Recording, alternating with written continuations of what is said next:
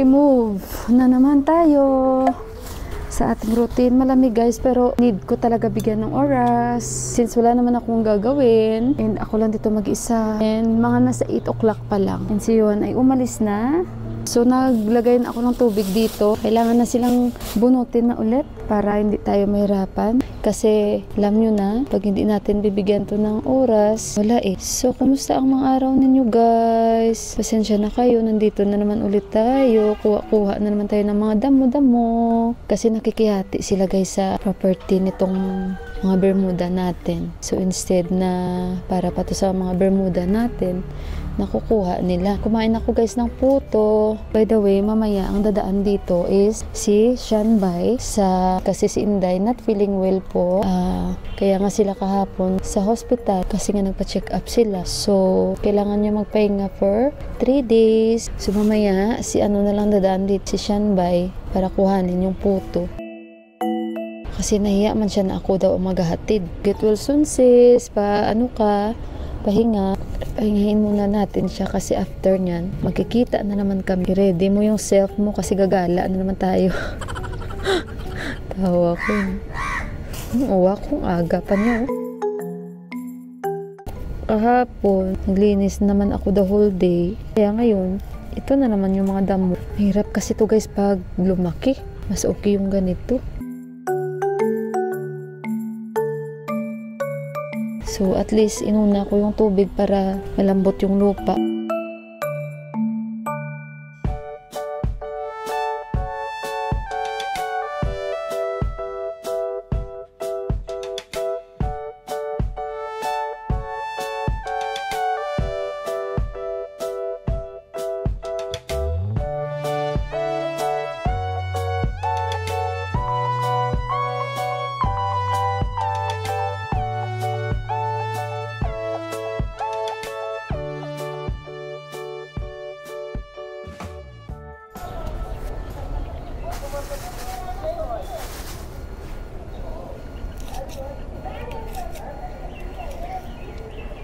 Minsan tong mga taga dito, akala mo nag-aaway sila ba? Pero nag-uusap lang naman yan sila magkaharap, nagsisigawan. O diba, nakuha ko na dito banda guys. So guys, ito yung aking uulamin. Ito yung niluto ko kagabi. Thanks to Sis Camille. Ayan, para lumabas lalo yung mantika ng manok. So, ayaan ko lang ito hanggat sa parang lumabas talaga yung mantika. Masarap talaga ito ba guys, yung adobo nyo. So, tapos na akong kumain. O, diba? Tapos, ligpitin ko na lang itong mga higaan namin ni Johan. Natanggal na naman itong lipstick natin guys. Kasi, kumain tayo. Lipstick is life talaga sa atin, no? Kasi, pag wala yung lipstick natin, wala man filter itong mga video natin. Pero yung lipstick is power talaga sa atin ba guys. Natatawa ako kasi nag-uusap kami ni Inday Nining. Nag-PM siya sa akin, ate, good morning, sabi niya. Tapos, sabi ko, anong oras dadaan dito si Shanbai? Sabi ko, kasi nga daanan niya dito yung siopaw. Siopaw, ayan na naman ako guys. Bawambot. Daanan niya dito, ang puto. Sabi niya baka mga 1 or 2 p.m. sabi niya sa akin. Sige, sabi ko. Tapos sabi niya, ate, salamat talaga. Huwag ka na sana mag-abala. Ganito, ganyan. Sabi ko, hindi sabi ko. Tapos naibibigay ako yung gabi. Kasi sabi ko, wala si Kuya Mundipak. So, excuse me, hindi ko rin yan maluluto, sabi ko. Tapos, baka masira at ako lang naman isa ang kakain. So, ibibigay ko kasi bigay yun ni Sis Camille. So, ayun, tapos sabi niya, sige, kasi meron din ako ipapahatid. Ay, sabi ko, wala na talaga tong katapusan yung ating bigayan na dalawa kasi pag may ibibigay ako, may ibibigay ka rin sa akin. So, totoo lang guys, kaya natatawa din siya, kaya pag minsan mag-good night na kami, puro na thank you, puro din ako thank you. Sabi ko, ang kulit talaga natin, tapos sabihin niya sa akin, ate, wala na talaga to katapusan, ay, wala na talaga to katapusan.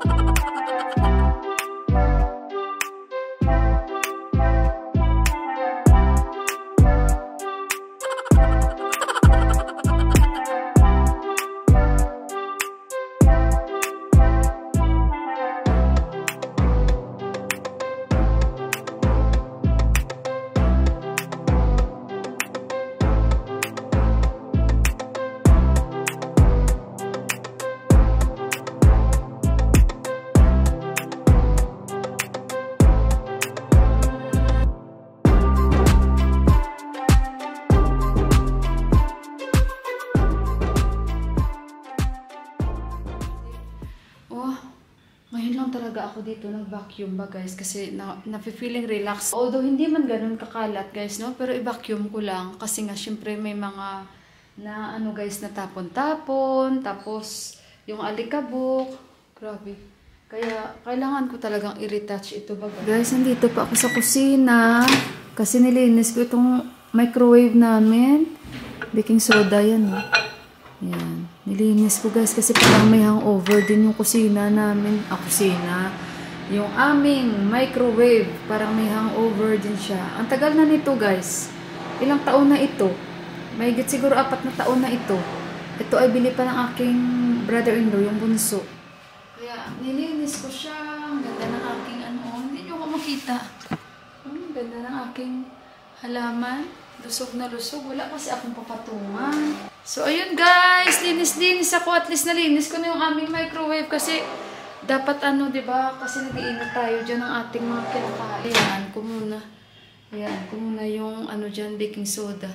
Ang importante is malinis na siya dahil nag-iingat tayo ng pagkain lagi. Guys, nag-exchange gift kami. Nag-exchange gift na naman kami ni Cecilia. Ay, sorry. Yung mic ko hindi naka-on. Mag-jacket muna tayo guys ba? Kasi, oh my goodness. Ang big talaga. Tawag to, nag-i-edit na ako. Tapos, nag-doorbell si Shanbay. At, tingnan nyo ang binigay sa akin. This is, Inday Nening. Hi guys! Nag-i-edit ako. Sabi niya, ate, baka busy ka dyan. Papunta na si Shan. So, ayan yung binigay. Sabi ni Shanbay, in-explain niya sa akin isa-isa.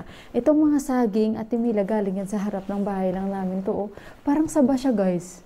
Diba? Pero kakaibang style. Oh. Kakaibang klaseng parang saba. Pero saging din naman ito. And then, ang dami niyang binigay avocado. Oh. Ayan, palutuin natin ito. Ayan, dahil mag-avocado, shake or smoothie tayo. Mahal pa kayang avocado pag binili mo. Ang dami na naman natin prutas. And then, ang dami niyang binigay na kiwi. Sabi ko, saan to galing? Sabi nila, sa ano yan? Sa sister ko yan, sa bahay ng kanyang relatives daw. Makatanim. Hello? Oh, namiss ko ang chicos tuloy guys. Yung chico. Favorite ni mama ang chico guys. Maalala ko talaga. So, ang dami na naman nating prutas. Hala, nakakatuwa talaga. Nag-exchange na naman kami ng duwa, guys. Thank you, sis. And Shanbay and family. Deri, Danyabad. Thank you. Ayan, sis, get well soon. Feeling princess daw siya ngayong, nag-bed rest siya. So, ayan, guys. At, nag-i-edit pa ako at balikan ko kayo mamaya-maya. Sis, thank you so much. Salamat talaga. Sana magustuhan mo yung puto. Kasi binigyan ko siya puto at 2 mansanas, guys. At yung karkalo. Kasi para maluto nila. Kasi pag andito si Deepak, maluluto ko. Wala man si Deepak. So, sayang lang din. At least sila, marami sila, guys. Hindi naman marami. Sila lang what I mean to say. 4. So, at least makakain nila. Ako lang naman mag-isa ang kakain nun. So, ayun. At least ma-enjoy nila. Balikan ko kayo, guys. Guys, mag-snacks ako. Nasa Bardia sila ni Deepak. Na-met nila yung binigyan ni Leonardo DiCaprio ng kanyang sunglass. Dahil nag-visit si Leonardo noong year 2006. Kung hindi ako nagkakamali, pinadala ni Deepak yung video sa akin. Ayan siya, guys. Yung nabigyan ni Leonardo DiCaprio ng sunglass. So, nag-send si Deepak sa akin. Sabi niya, basahin mo yung article na yan. He lost his one eye. 2006, nag-visit dito. Very proud sa kanya. Binigay ni Leonardo sa kanya yung sunglasses. So, ayan yung video, guys. So, tayo ay kumain. Ito lang ang snacks ko. Ayan. Masarap kaya. Sabi ni si Syra, ate, ang sarap! Ito lang snacks ko at mamaya konti. Parang inanto kasi ako. Wala mag-isa dito ba? Ganito lang ginagawa ko, guys. Pag mag-isa ko. Ang dami kong naisip. Nilinis ko, linis lang ako ng linis. Tapos kumakaramdam ako like kagaya niyan, antok. Pag hindi ko na kaya talaga, matutulog ako dito sa sofa. Ganyan ang buhay ko. Hindi ko binibigyan chance. Yung sarili ko, mag-isip ako ng kung ano-ano. Kasi why waste your time thinking of useless things, di ba? na ano na ko, na marami kang pwedeng gawin instead na mag-isip ka ng mga walang kakwenta-kwentang bagay na it will make you upset na for nothing naman. So I think talagang totally masasabi ko nakapag-adjust na talaga ako sa buhay dito. Parang nandito na rin talaga yung puso ko. Pero siyempre, before anything else, diba, anything else, hindi rin naman madali. Kasi marami ka rin mga negativity na pinagdaanan. Pero it's how we handle naman eh. Kasi yan yung pinili mo eh. So, ayun guys. Tinapos ko muna yung pagkain ko kaya papasensyahan nyo. Kasi ganun ako minsan hindi ko na mapigilan yung sasabihin ko. Kagabi kasi nag-usap kami ni Sis Con, yung CSL Nepal. Kasi nga kami lang ni Johan dalawa dito. Sabihin ko sa inyo guys before, hindi talaga ako dito maiwan ni Deepak na kami lang. And hindi talaga ako makakatulog dahil natatakot ako. Hindi ako sanay, yung ganon. Kasi si Deepak talaga, kumbaga is parang naging hobby niya na talaga dahil nga sa kanyang passion. So kailangan nilang pumunta ng mga east, west, ng Nepal. Isa yan sa mga, kumbaga, natatanggal yung kanyang stress din sa buhay. And of course, iba naman kasi, di ba, may mga hilig-hilig naman kasi talaga tayo. So, what I mean to say, ayoko naman siyang pigilan sa mga gusto niya pang gawin. Tao tayo na may mga gusto rin tayong gawin. What I mean to say, ako nakahanap ako ng extension ko kung paano ako sumaya, paano ako, kumbaga, bumilis yung araw ko is sa pagbablog ko. And napakalaking bagay. And yung pag-vlog ko is part na talaga siya ng buhay ko. Dahil lahat naman kayo ay napamahal na sa akin. So katulad din kay Deepak, yung pag-birding niya or ano, yan na yung passion niya talaga. Yan na yung sa heart niya talaga. Kumbaga happy talaga siya dyan. Ako naman siya pigilan guys sa kanyang kaligayahan. Ano? So, may share ko lang kasi nag-usap kami kagabi ni Sis Con, si SL Nepal, na sabi niya, hindi ka ba natatakot? Actually, hindi lang siya ang nagsasabi sa akin na hindi ka ba natatakot. Sila rin ni Mandira dahil before alam nila na talagang pinapatulog pa sila dito, sinasamahan pa kami nila dito. Pero alam niyo ba na dumating na yan sa point ng buhay ko na kumbaga is ayoko makadisturbo sa ibang tao na sinasabi ko rin sa self ko na syempre may ginagawa din sila ni Indira, ni Mandira. Kumbaga guys is maaga pa silang gigising at pupunta sila sa school nila, yung ganon. So, and hindi rin sila comfortable dahil mas comfortable sila sa bahay nila. But parang may nag-ano sa mata. So yun na nga, sa akin si SL Nepal na hindi ka ba natatakot? Kasi ako natatakot ako. Kasi naintindihan ko naman si Sis Con dahil syempre, although pareho kami before na nung 2009 pa bisita-bisita na siya kung hindi ako nagkakamali Sis Con and ako naman is 2008 pabalik-balik talaga until na kinasal na kami. Although matagal na kami pabalik-balik dito guys, no? Pero nung nag-for good na talaga kami is yun na nga, talagang iba na yun pag nag-for good kasi dito. So, kumbaga wala nang atrasan yun. But anyway, nakakatulong din naman yung pagbisita-bisita dito. At saka yung pag-for good mo is, kumbaga is ready ka na nun. Kasi syempre, alam mo na kung ano buhay dito, nakilala mo na kung sino sila at sino-sino ang magiging kasama mo, yung ganun ba? Yun ang maganda. So ngayon, yun na nga, sabi ni Sis SL Nepal na hindi ka ba natatakot? Buti naman sis. Parang nasanay na din ako. Gaya nga sabi ko sa kanya na si Deepak mismo yung nagsanay sa akin. And ako mismo, inano ko talaga yung sarili ko kasi parang wala ka bang happiness? Kumbaga is, may gusto kang gawin, nahirapan ka dahil umaasa ka sa asawa mo, gusto mo mang kumain ng ganito, hindi ka naman makapagluto dahil ultimo gulay, hindi mo alam saan ka bibili dyan dahil parang nafe-feeling ka na, hindi mo naman kilala yung mga bibilhan mo, hindi kayo magkakaintindihan. Pero alam nyo, one day na ko talaga sa self ko, kasi wala na rin si Ama, nasa Amerika si Ama. So unlike before, na talagang sa totoo lang guys, si Ama ang laging nagluluto, si Ama lagi namimili, si Deepak lagi nag-grocery. Hindi pa ako nagbablog nun guys, si Deepak lahat. Ako, nandito lang ako sa bahay, hindi ako lumalabas. Tapos, nung time na nandito kami, no, kasi si Ama wala pa wala na dito si Ama that time. So kami na lang talaga kasi sa Amerika na si Ama. Nung pauwi na si Ama, lagi ako ni Ama sinasama kung saan siya pupunta, bibili ng ganito, bibili ng ganyan. Tapos si Deepak sinasama din ako. So parang na-realize ko one day na kailangan ko matuto kasi parang yung buhay ko parang ang boring ba.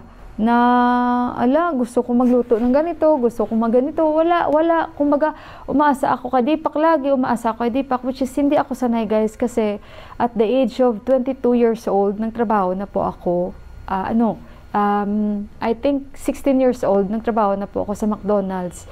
Then, kumbaga, natuto kang maging independent, lalo bata pa ako, nag-abroad ako. So, mas lalo naging independent.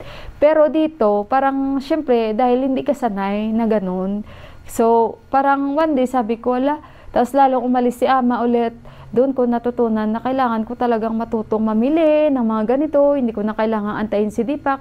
Until one day talagang nasa-surprise si Deepak na lahat ginagawa ko. Tapos ito na kami lang ni Johan, kumbaga nag-adjust din ako dahil hindi nga ako sanay sa laki ng bahay. Tapos kami lang, tapos marami kang laba, kami ganito, ganyan. Pero ngayon, kumbaga kahit sila nga ni Indira nagsasabi sa akin, Ate Mila Baudio, sanay ka na talaga, no, na ganito, ganyan, ganyan. Oo, kailangan ko talagang sanayin yung sarili ko. Kailangan ko talagang tapangan yung sarili ko kasi hindi pwedeng ipakita ko sa bata, kayuhan, natakot ako. Kailangan makita niya na strong yung mama ko, ganito, ganyan, ganyan. So, ayun guys, kumbaga sabi ko rin kay Sis SL Nipal or Sis Con, masasanay ka rin. Kumbaga nasa stage ka pa ng pag-a-adjust.